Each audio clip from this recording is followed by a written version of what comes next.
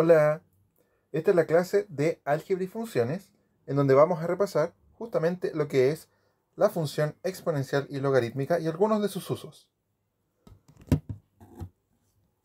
El contenido de hoy va a ser enfocarnos en la resolución de problemas de álgebra y funciones utilizando la función exponencial y logarítmica. Para ello nosotros ya recordamos lo que es las potencias y los logaritmos en sus conceptos más básicos y por supuesto reconocimos cuando vamos a tener una función exponencial o cuando vamos a tener una función logarítmica. Entonces, el objetivo de hoy es resolver problemas que requieran de la función exponencial o logarítmica. En primer lugar, vamos a reconocer que la función exponencial sirve para distintas situaciones como crecimiento de poblaciones, interés compuesto o concentración de químicos. Podemos ver en la imagen que está al lado un crecimiento exponencial de cucarachas. Al principio es una cucaracha y luego pasan a ser dos, porque se multiplicaron por dos. Cada una, en el fondo, se duplicó.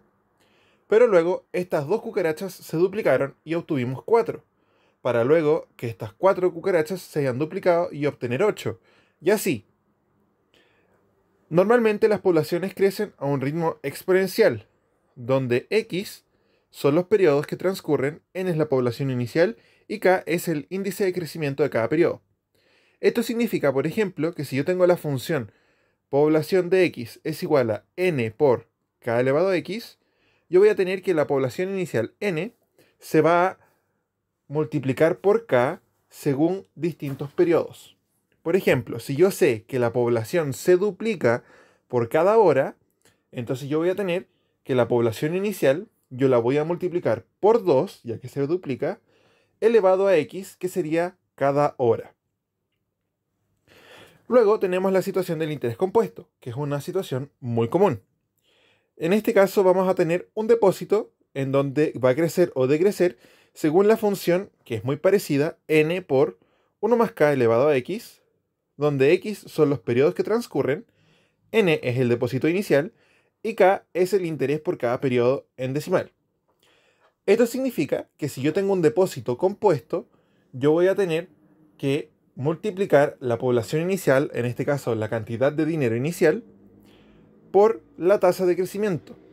Ahora, usualmente cuando uno habla en un interés compuesto, no habla del crecimiento total, no dice, por ejemplo, se duplica, sino que dice que crece en cierto porcentaje, por ejemplo, 4%. Cuando nosotros hablamos de 4%, en realidad estamos hablando de 0,04. Pero ¿qué es lo que pasa? Nuestro dinero no va a pasar a ser 0,04 de lo que era, sino que va a ser eso más el 100% original, porque va a crecer. Entonces, en realidad, va a ser 1,004, que es nuestra gran diferencia con el caso anterior. En el caso anterior, a nosotros nos decían se duplica la población, pero en este caso nos indican el porcentaje en el que va a crecer. Por lo tanto, hay que transformar ese porcentaje a número decimal, dividiéndolo por 100, y además hay que sumarle el 100% que en realidad es 1. Y finalmente está el caso de concentración de químicos, que es muy común y muy utilizado en todo lo que es química. También se utiliza cuando queremos analizar el comportamiento de un fármaco en el cuerpo humano o cuando queremos ver, por ejemplo, la edad de ciertos objetos o fósiles encontrados en tierra.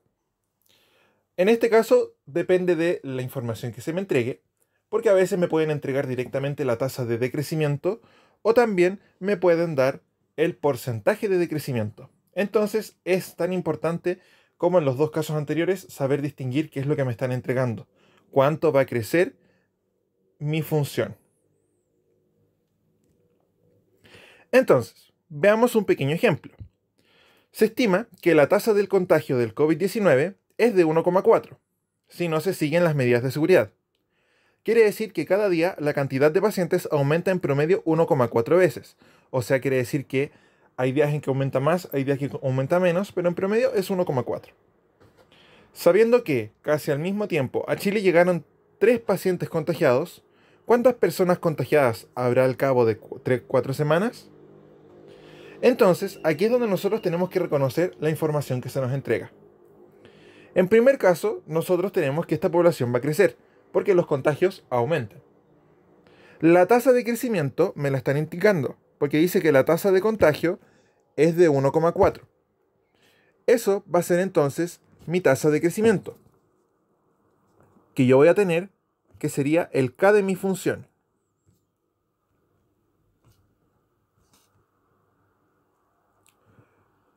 Como esta tasa de crecimiento a mí ya me la están entregando, quiere decir que yo tengo que ponerla como si fuera K solito. No es un porcentaje, ni me dice que aumenta en, sino que me está diciendo que aumenta a. Por eso es tan importante leer el concepto. Luego dice que al mismo tiempo a Chile llegaron 3 pacientes contagiados. Significa que lo que va a ocurrir es que mi población inicial va a ser 3. Porque son 3 los primeros contagiados. Recordemos que la población inicial era N. ¿Y cada cuánto ocurre esto? ¿Cada cuánto se multiplica por 1,4 mi población inicial? Bueno, aquí también dice que la tasa de crecimiento es cada día. Por lo tanto, el X va a estar determinado por cada día. Así, la primera misión es buscar cuál es la función que determina mis contagiados. Los contagiados, en este caso, según la cantidad de días X, va a ser 3 por 1,4 elevado a X, donde 3 es la población inicial, 1,4 es la tasa de crecimiento y X es la cantidad de días. Y la pregunta lo que me está diciendo es cuántas personas contagiadas habrá al cabo de 4 semanas. Bueno, por supuesto, al cabo de 4 semanas serán 28 días, porque 4 por 7 es 28. Es muy importante tener esto en cuenta porque si yo calculo con 4, voy a obtener un resultado que no es correcto. Pero si yo lo calculo con 28, que son los días, sí va a ser correcto. Entonces yo lo que haré es calcular C de 28, y eso es igual a 3 por 1,4 elevado a 28. Y por supuesto, yo voy a hacer eso utilizando una calculadora para asegurarme de que el resultado esté correcto. Yo voy a tener 3 por 1,4 elevado a 28 equivale a 37.043 casos aproximadamente.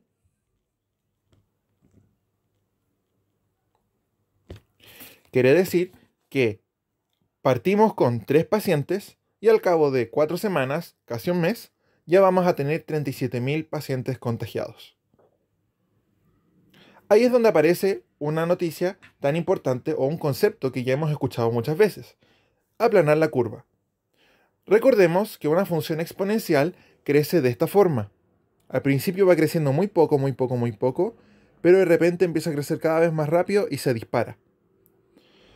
Eso es precisamente lo que significa aplanar la curva, que en lugar de obtener ese disparo tan grande que nosotros vemos ahí, la idea es que la cantidad de contagios vaya lentito, lentito, lentito y se siga manteniendo lentito. Quizá no vamos a lograr disminuirlo, pero si es que en algún momento llega a ser así, vamos a haber aplanado la curva y pudimos reducir la cantidad de contagios exponencial. Y ya no vamos a tener tantos contagiados en un solo día.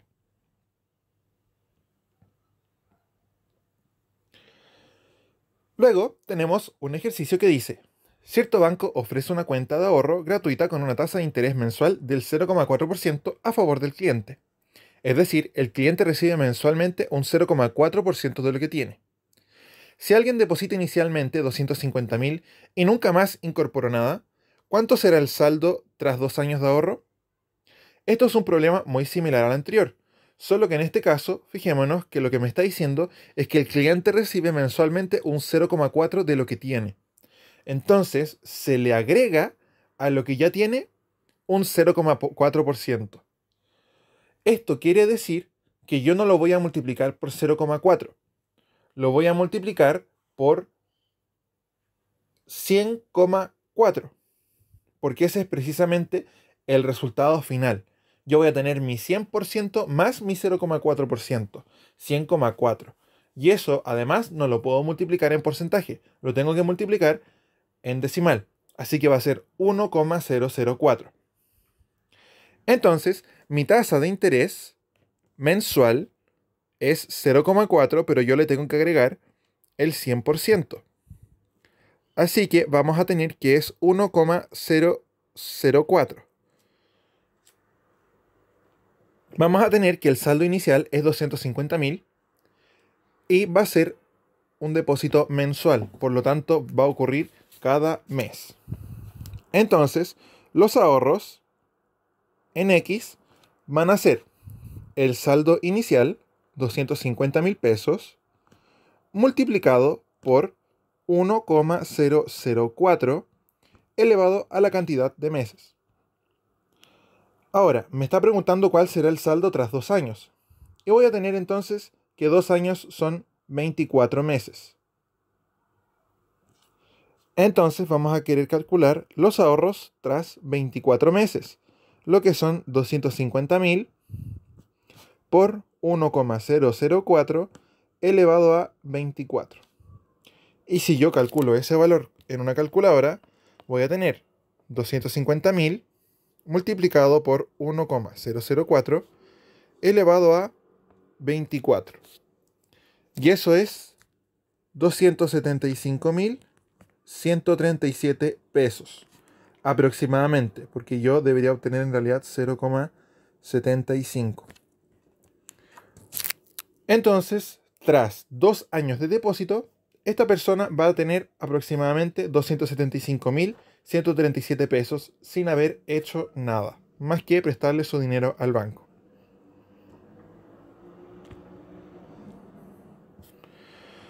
Luego también tendremos la función logarítmica. Y la función logarítmica tiene dos principales usos.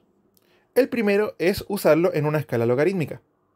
Vimos en clases anteriores que, por ejemplo, la escala Richter para medir temblores o la fuerza de un temblor utiliza precisamente una escala logarítmica, ya que relaciona energía que nosotros sabemos se separa en muchos rangos. Por ejemplo, un terremoto de grado 4 va a tener un total de 10.000 watts de energía. Y uno de grado 5 ya no van a ser 10.000, sino que van a ser 100.000. Por lo tanto, ahí es donde nosotros tenemos que utilizar una escala logarítmica para poder traducir y comprender estos números de una forma más sencilla para el ser humano normal. Un ejemplo es la intensidad del sonido. La intensidad del sonido promedio varía entre 0,0000000000001 watts partido metros cuadrados y 100 watts partido metros al cuadrado. Podemos ver que la diferencia es muy grande. El primer valor son los latidos del corazón de un bebé, mientras que el segundo son el sonido, es la intensidad del sonido de escuchar fuegos artificiales estando al lado de ellos. Por lo que se creó una escala conocida como decibeles.